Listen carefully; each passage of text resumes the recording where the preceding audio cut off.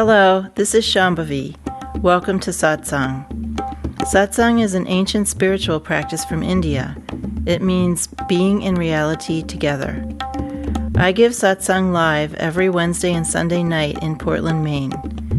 This Dharma talk was recorded during one of our Wednesday night gatherings. Please visit jayakula.org to learn more about the teachings. You can find video satsangs on Jayakula's YouTube channel, and my books are all available on Amazon.com. Much love to you, wherever and however you are.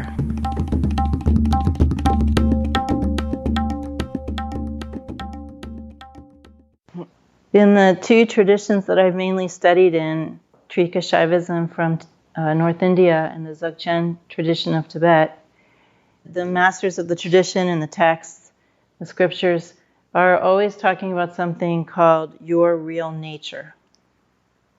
It's probably the most common phrase in the traditions, your real nature, that you are trying to discover your real nature, that you are trying to embody your real nature. And it means the same thing in both of the traditions. It means that which is indestructible, alive, self-aware, and has energy, some kind of creative energy. That which is without the limitations that we normally associate with human life. And it most importantly means something that is everywhere equally. And that we, by doing the kinds of things that we do, like meditation and mantra and things like that, that we discover that real nature which has always been there and has just been obscured in some way or another. Our real nature has many, many different names. So one of the names of our real nature is God. And my own teacher, Anandamayi Ma, said, know yourself, meaning know your real nature, and you will know God. Or if you know God, then you will also know your real nature. In the Abrahamic religions, Islam and Christianity and Judaism, God is not your own self.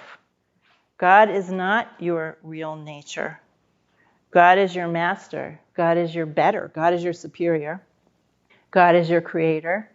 But those traditions are dualistic, and so God and all other creatures that are God's creations are separate.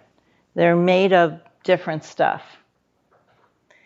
In the Dzogchen tradition and Trika Shaivism and a bunch of other traditions from that part of the world, there is a continuity between your real nature and whatever we would call God. They're identical.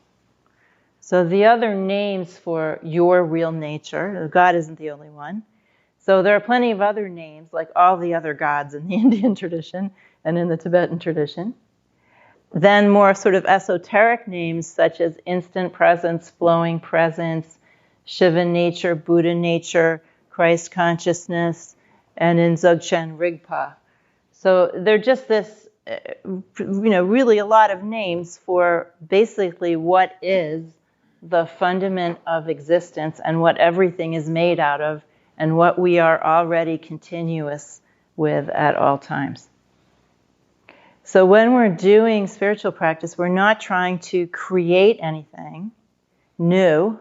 We're trying to discover something that always has been and always is our real nature. And so that process is not creative in the sense that we're not making something new. We are actually destroying something. And what we are destroying is the obscurations that are preventing us from knowing, experiencing, embodying, and expressing the fullness of our real nature. Those obscurations are very simple to understand, but very arduous at times to get rid of. Those obscurations are called attachments. They're things that we are attached to, and they are usually ideas about things, habit patterns of body, energy, and mind, and attachments to certain forms. So if we look at how we're all showing up right now, exactly as we are without embellishing anything or taking anything away, right now each of us is experiencing a very small part of what it is possible to experience and express in a human body. When we discover our real nature, we have more capacity. We are less limited. Our senses are enhanced because they no longer are limited by certain ideas about our senses.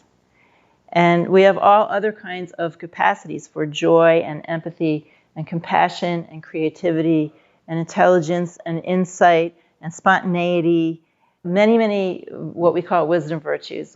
Our capacities to express those and experience those is greatly enhanced when we are less limited by our attachments.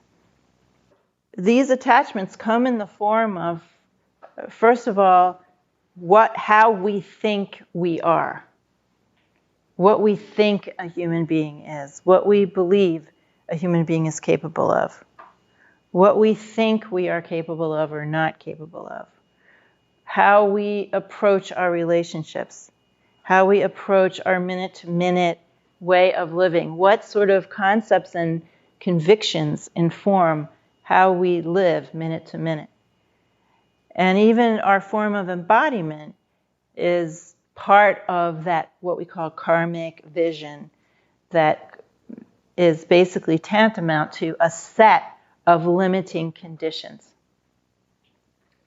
When we do whatever spiritual practice we do, we start to destroy or let go of our conceptual, received way of being in the world, and we start to live in a more spontaneous way that is simply meeting reality as it is showing up without so much conditioning and preconception.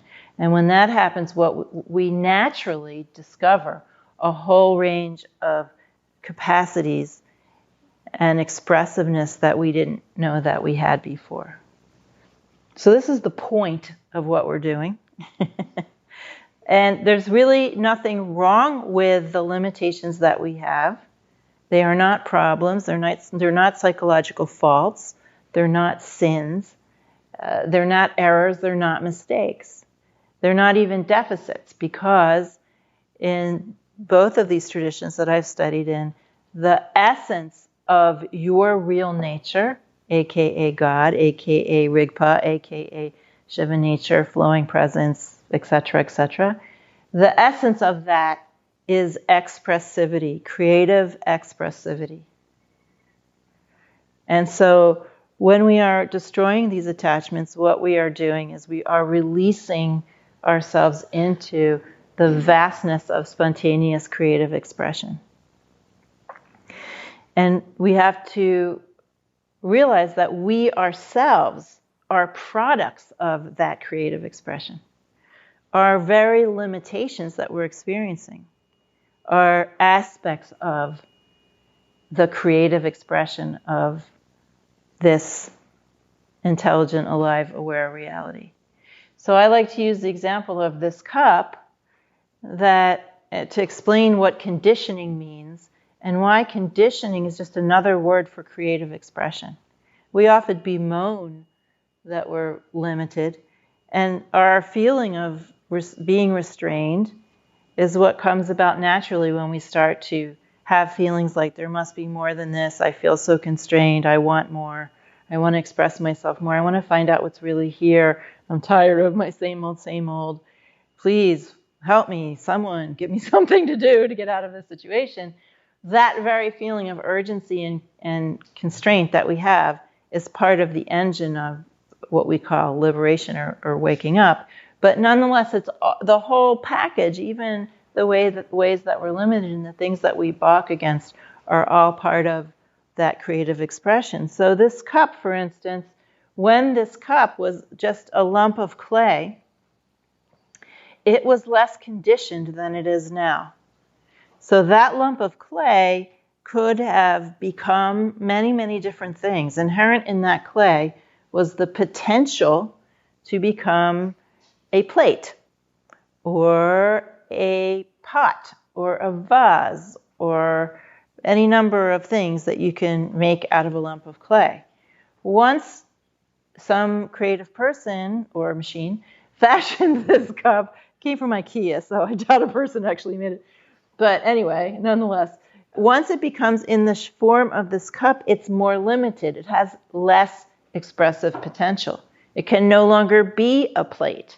It's constrained to be this cup.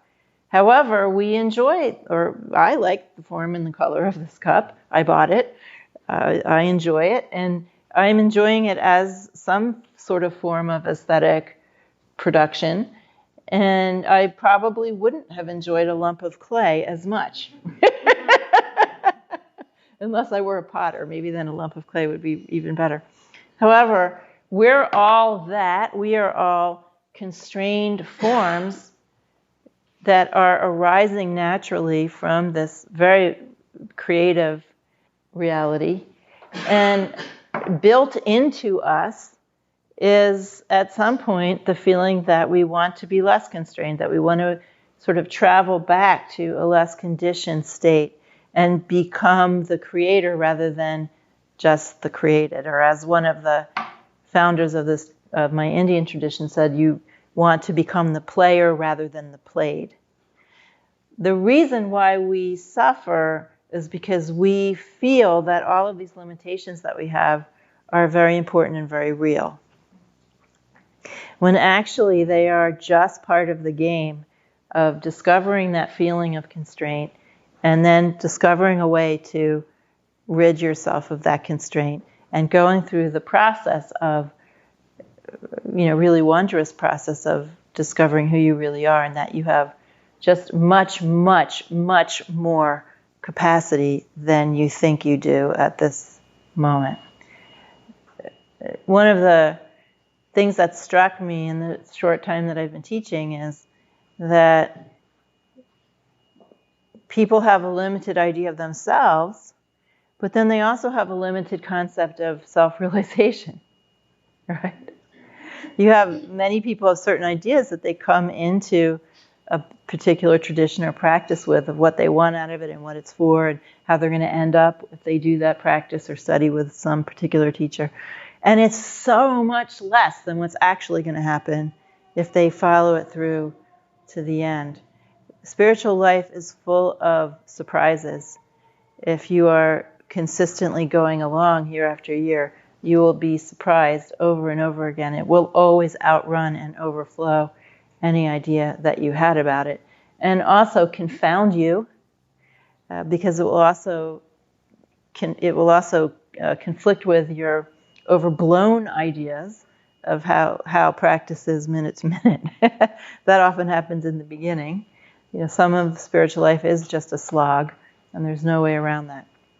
However, you really cannot capture from the position of someone who has not gotten the fruit of the practice yet. You cannot capture with your concepts and ideas about things what it is actually like when you get those fruits. You really can only understand that by walking the various paths that we have. So the good news is that everything that we're experiencing is part of this grand play of discovering our real nature, and that our real nature is the most engaging, wondrous discovery that any person can make. It's the greatest adventure that you can have in a human life by far. And the desire to do it is built into every single person. It's just a matter of when and how someone is going to discover that desire more consciously. Many, many, many, many people have this sort of weird feeling like, oh, I just know there's more than this. And that feeling, however it expresses, maybe they just get a bigger house or, whatever they do.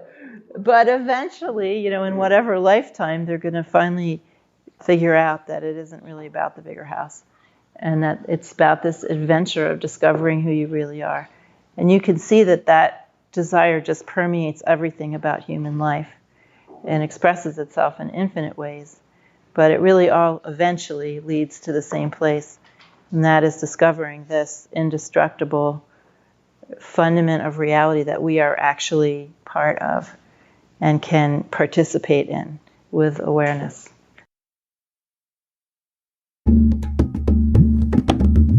Jayakula is a nonprofit community offering opportunities to learn and practice in the direct realization traditions of Trika Shaivism and Dzogchen. We are based in Portland, Maine and Portland, Oregon. Visit jayakula.org to explore more of our offerings.